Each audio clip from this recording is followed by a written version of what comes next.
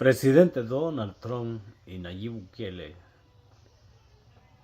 en una entrevista de ambos mandatarios. Vamos a ver en estos momentos. And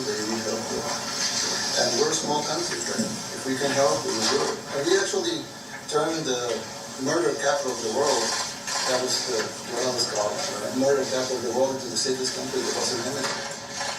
And, you know, sometimes they say that we exist in thousands. I like to say that we actually liberated millions. So, you know, like, it's very good. Who gave him that line? Do you think I can use that? Yes. And in fact, Mr. President, you have 350 million people to liberate. But to liberate 350 million people, you have to imprison some. You know, that's the way it works, right? You cannot just free the criminals and think crime's going to go down magically. You have to imprison them so you can liberate 350 million Americans that are asking for the end of crime and the end of terrorism. And you can do that. I mean, they're doing it already. And I'm sure that people have seen the change in the streets. A long way to go because you're just initiating your second term. But it's clear that, you know, with the numbers at the border, you know, even in Democrat-run cities, they get a help from the work you're doing. So I'm really happy to be here, honored, and eager to help. Well, we had a terrible thing happen. We had an administration that allowed people to come in freely into our country from not only South America, but from all over the world. Many from the Congo in Africa, Asia, all over the world, Europe, rough parts of Europe. And they came from prisons, and they came from mental institutions, and they came from the gangs of Venezuela and other places. And hundreds of thousands and even millions of them came. 21 million people altogether, but many of those people that came, just a tremendous percentage of them were criminals, in some cases violent criminals. We had 11,088 known murderers, half of them murdered more than one person. This was allowed by a man who, what he did to our country is just unbelievable. So we're straightening it out, we're getting him out. But what they did and what that party did to our country, open borders, anybody could come in. As soon as I heard that, I said, every prison is going to be emptied out into our country. That's what happened. And we're straightening it out. And we just had numbers, we had the highest recruiting numbers in the history of our country going into police departments. And a year ago, we had the lowest numbers. You couldn't hire the biggest change. Nobody's from the lowest to the highest. And the military now, Marines, Army, Air Force, Coast Guard, every slot is, I mean, we have the best numbers we've ever had. We put recruitment numbers, and we've never had anything like it. We had records on at every single level. But very important, the policemen. The policemen are joining forces now. That we're having a hard time with policemen because we want to protect our police. And we cherish our police. Police are great, and the firemen and everybody else. But we have the highest numbers that we've ever had, the most enthusiasm. We have great enthusiasm for trade and other things. We're doing great. We're taking in billions and billions of dollars. We made, 2 weeks ago, I gave a little bit of a pause because you have to show a little flexibility. We go back to what we have to do. The markets have been very strong once they got used to it. But we were losing $2 billion a day. There's no company big like this. The biggest deal ever made. Now we're making $3 billion a day. We're a great country, but we have stupid people running this country. I can say what they've done to us at the border should never and can never be forgotten. It's a sin what they did, and you are helping us out, and we appreciate it. Actually, what you're doing with the border is remarkable. It has dropped, what, 95%? It's incredible. That, as of this morning, 99%, 99.1% to be exact. Why are those numbers not in the media? Well, they get out with the fake news, like CNN over here doesn't want to put them out because they don't like They don't like putting out good numbers. They don't like putting out, because I think they hate our country, actually. Yeah, this is very, But it's a shame, you're right. Isn't that a great question? Why doesn't the media, why don't they put out numbers? yeah, 99%. I mean, it's crazy, right? It's a crazy turnaround. Christy, could you maybe say a couple of words about the border, how we're doing? You know, she's been absolutely phenomenal. A great leader can do. Clear direction, our laws matter.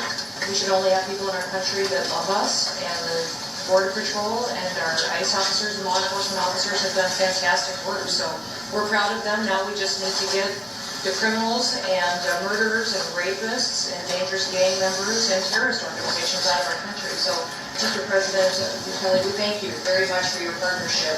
It has been wonderful for us to be able to have somewhere to send the worst of the worst, and someone to partner with.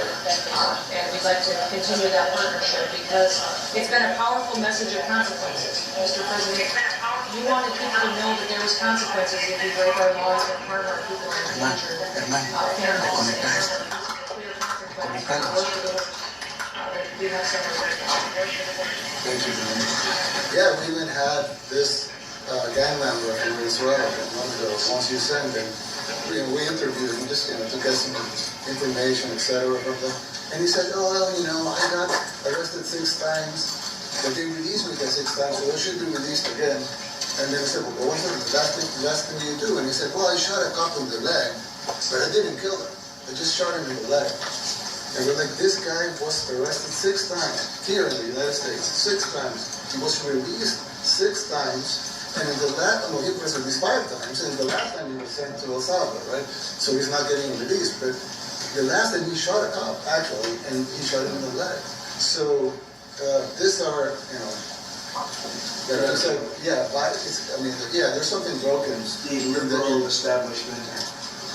But they're not running things anymore in this country, and we're run by, and I don't say conservative, I don't say anything, we're run by people with great common sense. Yeah, common sense. Because it's all common sense, it's not liberal conservative, it's common sense.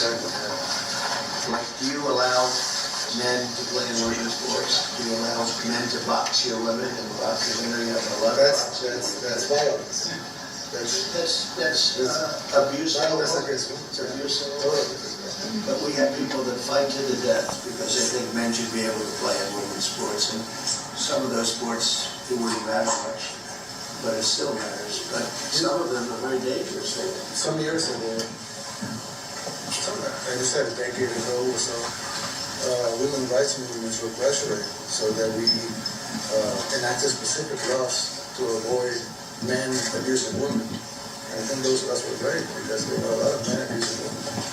But now the same people are trying to backtrack on that and actually trying to make new laws allowing men to abuse women in sports. So actually that doesn't make sense. It doesn't make sense. They have weightlifting records, right? Yeah.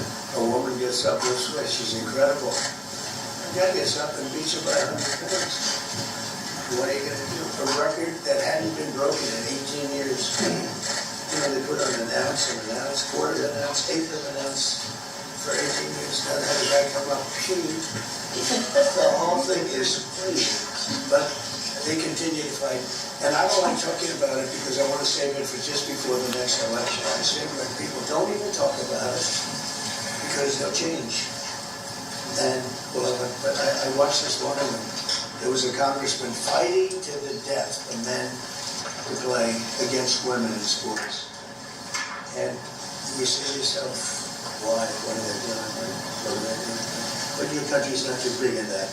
No, of course not. We're big in protecting women. Yeah, that's right. It's a very important form of protection. And as you can see, most of my cabins are women. So That's impressive. yeah. That's why you And are. they're not DEI hires or anything. They're just great at what they do. Right? That's right. This is very impressive. Yeah. This is the first. We've had women, but we've never had 3 of them. 4 and 3 of them. Look what we have. You guys feel a little bit mistreated? I like it. We've been advanced. I've been very advanced in that regard too. We have families who's been so fantastic. Christy. And the most powerful woman, they say. I know, it's like, they're all afraid of Susie Wells. The most powerful woman in the world, according to magazines. What do I know? Yes. I think she probably is. Yeah. Yeah, she probably is. Congratulations. And you know, Stephen has done such a great job. We have great He's people. very famous too. But we love working with him. He really lets him have it. Yeah, exactly. There's no games. No, it's very good. He knows. Do you have any questions, please? So let's not start with CNN because they're just so wrong. Yeah, please. Yeah, thank you, Mr. President. You repeatedly mentioned last night that Russia's attack on Ukraine was a mistake. What is the exact mistake? And have you given Putin a deadline to actually move toward a ceasefire? The mistake was letting the war happen. If Biden were competent, and if Zelensky were competent, and I don't know that he is, we had a rough session with this guy. He just kept asking for more and more. That war should have never been allowed to happen. That war, I went 4 years and Putin wouldn't even bring it up. And as soon as the election was rigged and I wasn't here, that war started. There was no way that war should have been allowed to happen. And Biden should have stopped it. And you take a look at Putin. I'm not saying anybody's an angel. But I will tell you, I went 4 years and it wasn't even a question. He would never, and I told him, don't do it. You're not going to do it. And it was the apple of his eye, but there was no way that he would have done it.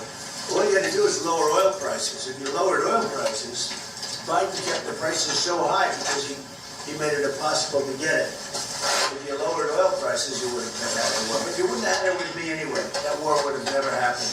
And I think it's a great abuse. So now what do? You get a country where 25% of its land is gone, and the best locations, where millions of people are killed. You know, you haven't reported accurately the death.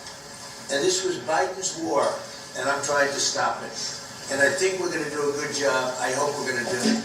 They lose 2,500 young people a week, think on average.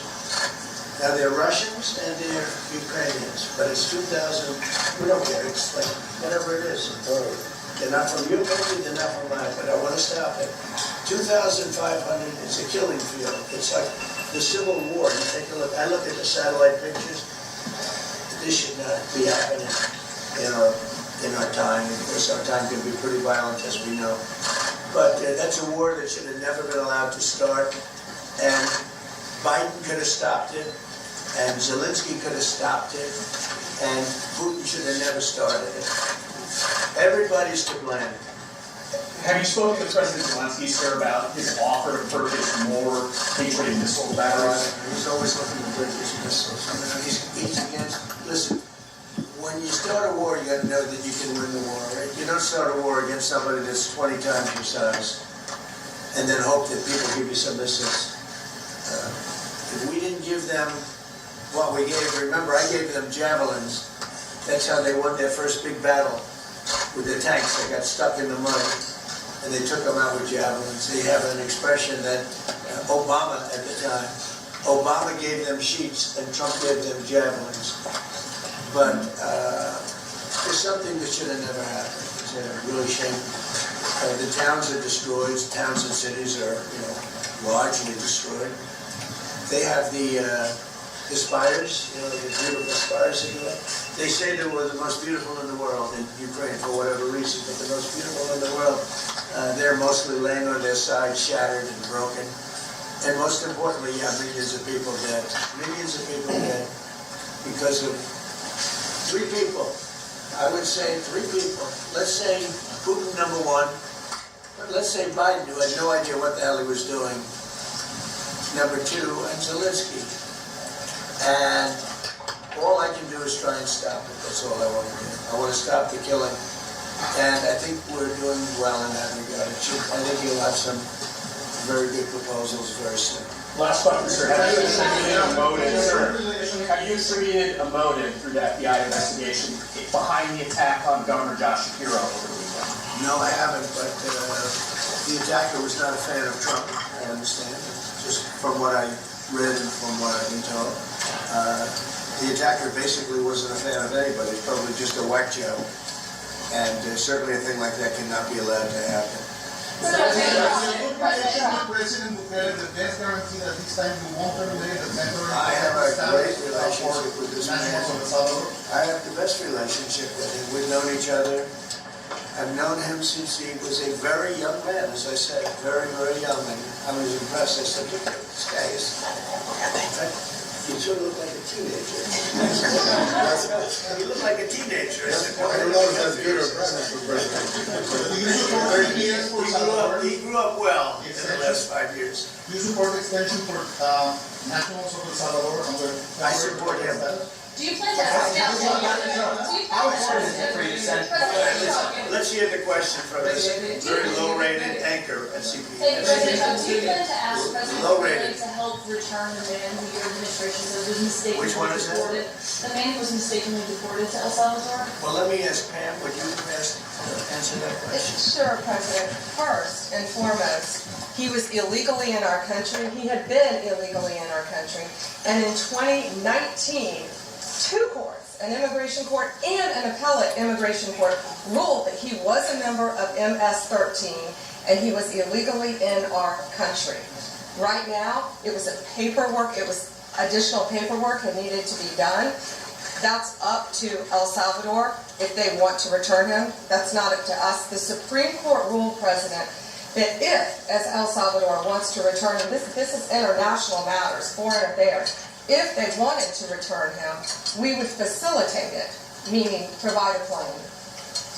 So will you return him, President Bukele? You are doing a great job. Thank you. Wait a minute, can you just also respond to that question? Because, you know, it's asked by CNN, and they always ask it with a slant, because they're totally slanted, because they don't know what's happening. That's why nobody's watching them. But would you answer that question also? Yes, gladly. So, as Pam mentioned, there's an illegal alien from El Salvador. So, with respect to you, he's a citizen of El Salvador. So, it's very arrogant even for American media to suggest that we would even tell El Salvador how to handle their own citizens, because we started. As two immigration courts found that he was a member of MS-13. When President Trump declared MS-13 to be a foreign terrorist organization, that meant that he was no longer eligible under federal law, which I'm sure you know, you're very familiar with the INA, that he was no longer eligible for any form of immigration relief in the United States. So he had a deportation order that was valid, which meant that under our law, he's not even allowed to be present in the United States, and had to be returned because of the foreign terrorist designation. This issue was then, by a district court judge, completely inverted, and a district court judge tried to tell the administration that they had to kidnap a citizen of El Salvador and fly him back here. That issue was raised to the Supreme Court, and the Supreme Court said the district court order was unlawful, and its main components were reversed 9-0 unanimously, stating clearly that neither Secretary of State nor the President could be compelled by anybody to forcibly retrieve a citizen of El Salvador from El Salvador, who again is a member of MS-13, which, as I'm sure you understand, rapes little girls, murders women, murders children, is engaged in the most barbaric activities in the world, and I can promise you, if he was your neighbor, you would move right away. So you don't plan to But the ask for Supreme Court is anyone to asking get back? to. And that- what was the is ruling that- in the Supreme Court, Steve? Was it 9-0? Yes, it was a 9-0 In our favor. in our favor against the district court ruling, saying that no district court has the power to compel the foreign policy function of the United States. As Pam said, the ruling solely stated that if this individual, at El Salvador's sole discretion, was sent back to our country, that we could deport him a second time. Well, No version of this legally ends up with him ever living here, because he is a citizen of El Salvador. That is the president of El Salvador.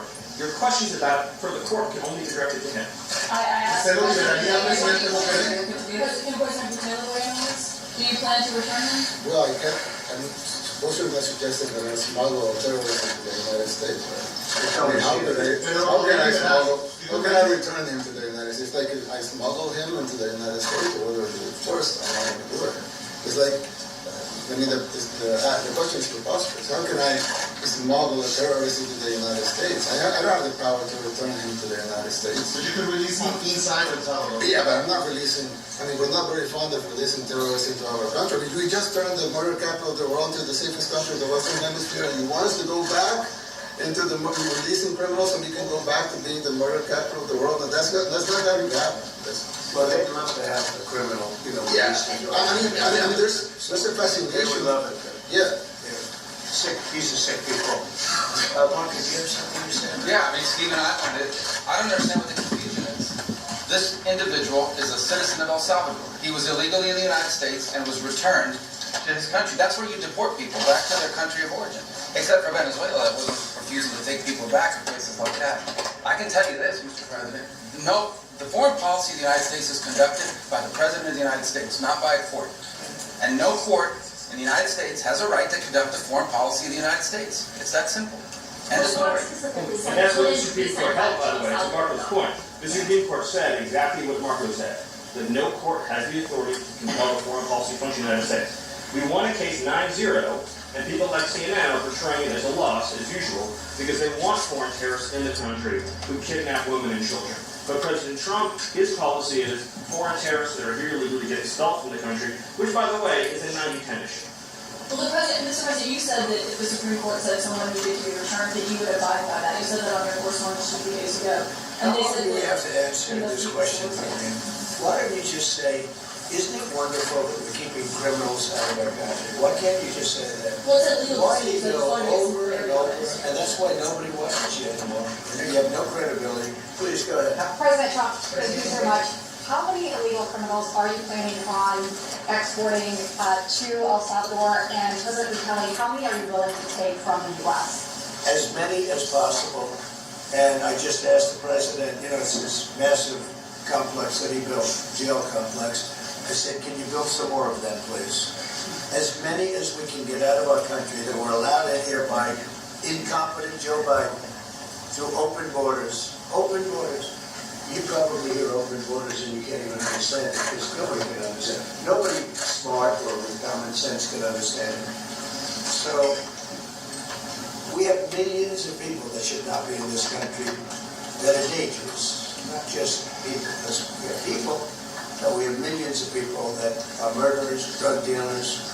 They've been allowed to come into our country by other countries that were very smart when they heard that this very low IQ president. And by the way, I took my cognitive exam as part of my physical exam, and I got the highest mark, and one of the doctors said, sir, I've never seen anybody get that cognitive. That was the highest mark. I hope you're happy with that. Although they haven't been bugging me too much to take a cognitive, but I did do my physical, and it was released. I hope you're all happy with it. I noticed there's no question, so probably you are. But the cognitive, they said to me, sir, would you like to take a cognitive test? I said, did Biden take one? No. Did anybody take one? No, not too many people took it. I said, what about Obama? Did he take one? No, he didn't take one either. I said, he's the only one to take one. But I've actually taken them 3 times over, and I like taking them because they're sort of, too tough for me to take. But we had a great physical exam, so I knew you were going to ask that. And the doctors who are total professionals, Walter Reed Medical Center, they're great people. And I visited a soldier that was badly wounded, incredible soldier, lost his leg, and we spent a lot of time with him. I mean, great with his mother, and it was really a very great thing. They do a phenomenal job. I just want to say, Walter Reed, I was there for 5-6 hours. You were there with me. But I took a full physical, and it came out perfecto, so it's good. She got me for a little longer. Would the U.S. be willing to pay for those facilities to be opened if new ones were going to be built? I just thought they would help them out. They're great facilities, very strong facilities, and they don't play games. I'd like to go a step further. I mean, I said it to Pam, I don't know what the laws are. We always have to obey the laws, but we also have homegrown criminals that push people into subways, that hit elderly ladies on the back of the head with a baseball bat when they're not looking, that are absolute monsters. I'd like to include them in the group of people to get them out of the country, but you'll have to be looking at the laws on that state. And do you think more presidents should follow suit like you guys as far as keeping a hard stance on crime here? Well, I do. I think everybody has to. The president said it better than anybody. He said, you have liberty, and you have to have liberty, but to have liberty, not everybody's going to be good. And some are bad because they're sick.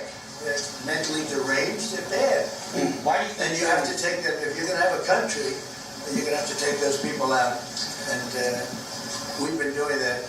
But this was like an unforced error, they would call it, where we had people that may hate our country, or maybe they're just stupid people. I think they're probably stupid people more so. A lot of people say they did it for the vote, but I did better with Hispanic people than they did, because I always use Hispanic. I did better. Give people like me. I saw my phone numbers in your country, I was through the roof, at 91%. No, some people think they do it for the vote. But they don't have to do it for the vote. They cheat. They're professional cheaters. That's about the only thing they do well. So we just have had a great relationship, and it's become bigger because of a strange thing that happened. I came back. We had no war in Ukraine. We had no war we had no October 7th Middle East problem. We had nothing. We had no inflation. We didn't have the Afghanistan, most embarrassing moment in the history of our country, the Afghanistan, not withdrawn, because I would have been out. I had it all set to bring people out with dignity and pride. That was the worst, most embarrassing moment in the history of our country, Afghanistan. We didn't have any of that. You wouldn't have had the war with Russia and Ukraine. You wouldn't have had the Middle East problem because Iran was broke, they had no money, because we had secondary sanctions on and lots of other sanctions. And now every single thing, got a problem with Iran, and I'll solve that problem. That's almost an easy one. We got to solve a war that should have never started, Ukraine and Russia, and we'll get that solved.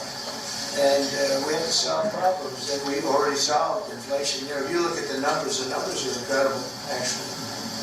Stock market's up, and we're not letting other countries take advantage of this country like they have for the last 40 years. So thank you very much. You have a question? Yes, sir. Mr. President, thank you so much.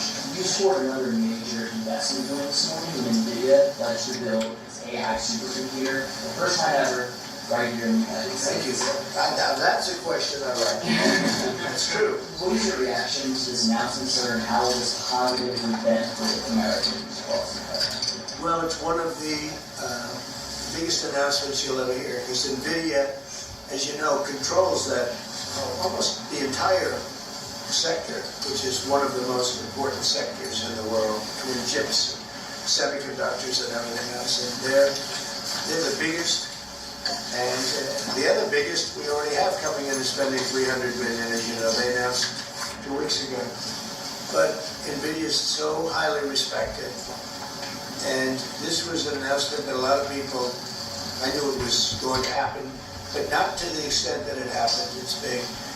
And the reason they did it is because of the election on November 5th and because of a thing called tariffs, as I say, the most beautiful word in the dictionary. After love, God, relationship.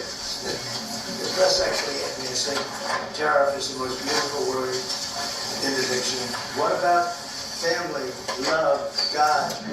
I didn't even know that. You understand? I said, okay. So now I say it's my favorite, most favorite word, because they get to anything. But that NVIDIA, it's one of the great companies of the world, modern, super modern companies, controls segments that nobody, it controls the world in a sense, and they're coming in here in the biggest way with hundreds of billions of dollars. Not like millions of dollars, hundreds of billions of dollars, and I'm honored by it. And I want to thank Jensen and all of the people that we deal with, the great people, the brilliant people. And without tariffs, they wouldn't be doing it. Thank you for considered additional sanctions against Russia after their latest attack, and give an update on the rate and when you might announce them. Well, I already have sanctions on Russia. I put them there. If you remember, Nord Stream 2, that's the big pipeline that goes through Europe. I stopped it. That's Russia's pipeline, the largest pipeline, I think, in the world. Goes to Germany. And I stopped it. And when Biden came in, he approved it. And then they say, oh, I'm friendly with Russia. No. Putin said, if you're my friend, I hate to see you when you're my enemy. I stopped the biggest economic job they ever had. I stopped it cold, right? It was dead. You know that, right? And Biden came in and he immediately approved. What was that all about? And it's a pipeline that takes care of a lot of the needs. Now, you know, it was a very controversial thing, but I stopped it, and Biden approved it. Question? On tariffs, No, not update? you. No, Secretary.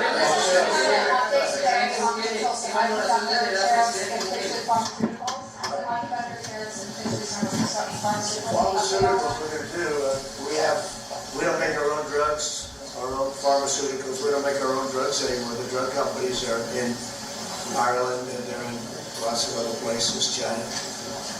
And all I have to do is oppose the more, the faster they move. The higher the tariff, it's very simple. That's what that category fits right now. Do you have a percentage in mind and a timeline? I have a timeline, yeah, not too distant future. We're doing it because we want to make our own drugs. We're doing it because we want to make our own steel and aluminum, lumber, other things. And they're all coming in. We have record numbers, $7 trillion. Since I announced a month and a half ago, since I came dollars being invested in the country. We didn't have $1 trillion. We didn't have $500 billion for some of these guys. They didn't know what the hell they were doing. So we have the largest investment that we've ever heard of, and we're only 2 months in. And that'll continue at levels that you've never seen before. It's going to happen. And even the stock market's up today.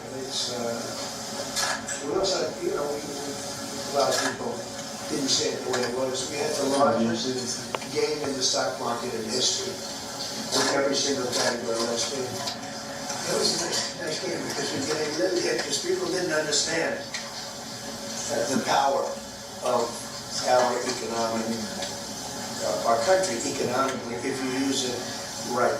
Do you have something to say on that, JP? Yes, sir. I mean, look, for 40 years we have lost manufacturing capacity. Workers have seen their wages stagnate. And some of the most critical things that we need, from the pharmaceuticals, the drugs that we give to our children, the antibiotics that we give to our kids, to the weapons that we actually need to fight a war, if God forbid we had to fight a war, we don't make enough of that stuff. And so President Trump ran explicitly on changing that. Yes, as the President mentioned, caused a little bit of disruption in the market, but I actually think over the long term, workers are going to benefit, stocks are going to go up, American businesses are going to benefit as we reinvest and reindustrialize our country. And the auto workers and the Teamsters and all of the unions, you know, not traditionally Republican, but I'm winning those unions by 40, 50 points on the Democrats. They're losing everything. They're losing everything because they just have policies that are not believable.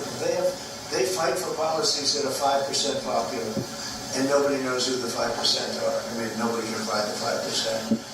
But if you go back to Ohio, and by the way, we have the great champion will be a little bit later, and that'll be if you want to stick around.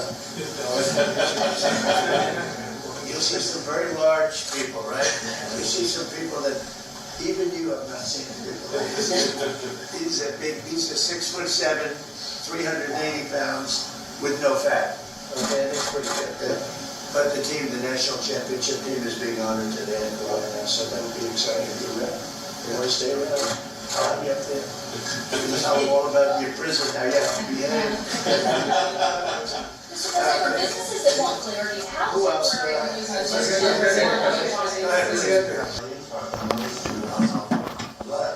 Does that include potentially U.S. citizens voting outside America?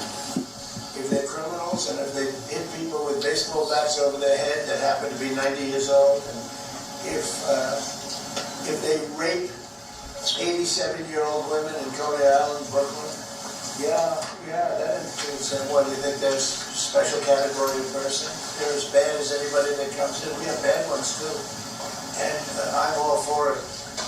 Because we can do things with the president for less money and have great security. And we have a huge prison population. We have a huge number of prisons, and then we have the private prisons, and some are operated well, I guess, and some aren't. But he does a great job with that. We have others that we're negotiating with too. But no, if it's a homegrown criminal, I have no problem. Now, we're studying the laws right now. Pam is studying. If we can do that, that's good. And I'm talking about violent people. I'm talking about really bad people. Really bad people. Every bit as bad as the ones coming in. And I made the statement when I heard about this a long time ago now, 4 years ago. When I heard that this guy was having open borders, I said every single criminal from all over the world is going to be dumped into our country. And that's what happened. Jails. The jails of the Congo were emptied out. The jails of Venezuela were emptied out. And you know what happened? Their crime went way down. But now Venezuela has other problems. You know what the problem is? They have no money.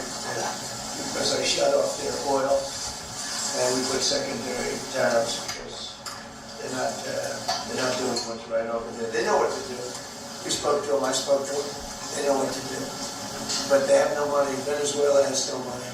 But Iran had no money. And Iran behaved so beautifully.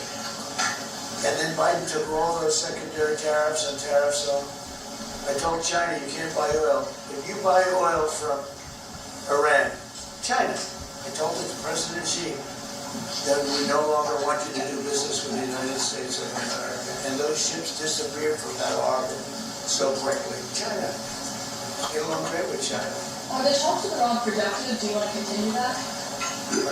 The talks with Iran, do you believe those are productive? Do you want to continue that? I think Iran can be a great country as long as it doesn't have nuclear weapons. If they have, I don't want to hurt anybody, but the end result is we're going to get to the position of greatness for our country. We're the greatest economic power anymore, and the money poured in over 600. The Secretary General last week made that statement. He said, I've never seen anything like it. We couldn't get anybody to pay because the United States was footing the bill for aid. Well, we got hurt there, and we got hurt on trade, likewise, European Union. And